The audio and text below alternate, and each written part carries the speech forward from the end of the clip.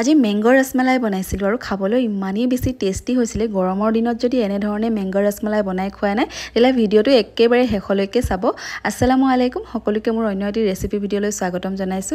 এয়া মই লৈ লৈছো পকা আম প্ৰথমতে মই দুটা কাটি ললো আৰু এতিয়া মই শেষত আপোনালোকক এটা দেখুৱাইছো কেনে ধৰণে উলিয়াই লৈছো। এয়া দুফাল কৰি লৈছো চামুচৰ সহায়ত ধুনীয়াকৈ এনে ধৰণে ওলাই যায়, যেহেতু কিনি অনা আম হয় গতিকে গোটেইখিনি মংহ এৰুৱাই লৈছো চুচি বাছি। আৰু আজি কিন্তু মই চেনি ব্যৱহাৰ নকৰো কাৰণ আমটোত বহুত বেছি মিঠা আছিলে, গতিকে মই ইয়াত চেনি ব্যৱহাৰ কৰা নাই। আপোনালোকে ইচ্ছা কৰিলে চেনি ব্যৱহাৰ কৰিব পাৰে। এতিয়া মই মিক্সিৰ জাৰটোতে দি আমখিনি প্ৰথমতে পিউৰি কৰি ল'ম আৰু তাৰ পিছত এটা বল লৈছো আৰু মেজাৰমেন্ট কাপ এটাৰে মই এয়া 4 কাপ গাখীৰ লৈছো। মই আজি গৰু গাখীৰ ব্যৱহাৰ কৰিছো, আপোনালোকে আমুল তাজাও ব্যৱহাৰ কৰিব পাৰে। আৰু এয়া মই 2 কাপ আমৰ পিউৰি লৈছো আৰু সেই মেজাৰমেন্ট কাপটোৰে মই 1 কাপ পাউডাৰ মিল্কো লৈছো আৰু এয়া মই আমুল ফ্ৰেছ ক্ৰীমো লৈছো।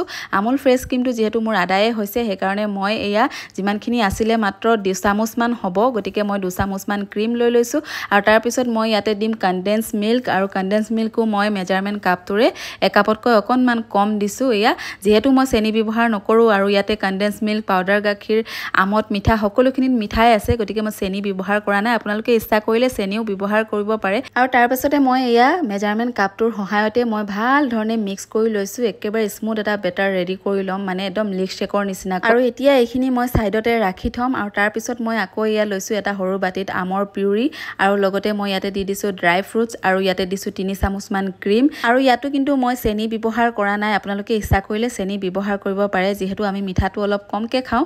বাৰু যি কি নহওক, এতিয়া লৈছো ব্ৰেডৰ পিচ আৰু ব্ৰেডৰ পিচকেইটা মই গিলাচৰ সহায়ত এনেকৈ ৰাউণ্ড শ্বেপ দি পেলাই কাটি লৈছো। আপোনালোকে ইচ্ছা কৰিলে সৰু বাটি দি পেলাইও কাটিব পাৰে বা নহয় বটলৰ মুখনি দি পেলাইও কাট কৰি ল'ব পাৰে সৰু সৰুকৈ যদি বনাম বুলি ভাবে।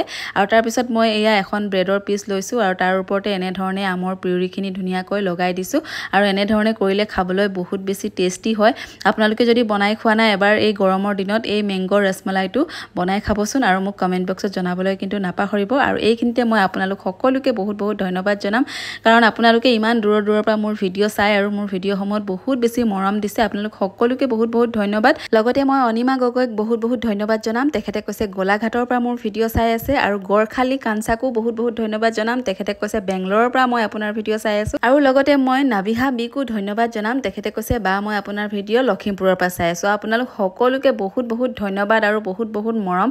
আপোনালোকে ইমান মৰম দিয়ে, ইমান ছাপোৰ্ট কৰে, সঁচাকৈ বহুত বেছি ভাল লাগে, কাৰণ আপোনালোকে ইমান বেছি মোক ছাপোৰ্ট কৰে, ইমান বেছি ভাল পায়। আপোনালোকৰ এই মৰমসমূহৰ বাবেই মই যিমান গৰম পৰক, যিমান ঠাণ্ডা হওক, এনেধৰণৰ ধুনীয়া ৰেচিপি লৈ আপোনালোকৰ সন্মুখত সদায় উপস্থিত হ'ম।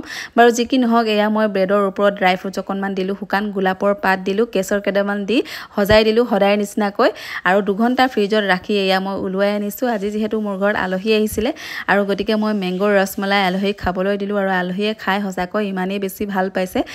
আলহীয়েটো খাই মোক 100ৰ ভিতৰত 100 নাম্বাৰ দিলে। এতিয়া আপোনালোকৰ টাইম, আপোনালোকে বাৰু ৰেচিপিটো চাই কেনে পালে লাইক কমেণ্ট শ্বেয়াৰ কৰি জনাবলৈ একেবাৰে নাপাহৰিব। যিসকলে নতুনকৈ মোৰ ভিডিঅ'সমূহ চাই আছে মোৰ পেজটো ফ'ল' কৰিবলৈ একেবাৰে নাপাহৰিব। আৰু ভিডিঅ'টো ভাল লাগিলে আপোনালোকে ফেমিলি আৰু আপোনালোকৰ ফ্ৰেণ্ডৰ মাজত শ্বেয়াৰ কৰি থ'ব, কেতিয়াবা আপোনালোকেও বনাই খাব পাৰিব। বাৰু যি কি নহওক, আজিৰ ভিডিঅ'টোৰ পৰা ইমানতে সামৰণি মাৰো। নেক্সট ভিডিঅ'ত আকৌ লগ পাম নতুন এটা ৰেচিপিৰ সৈতে। বাই।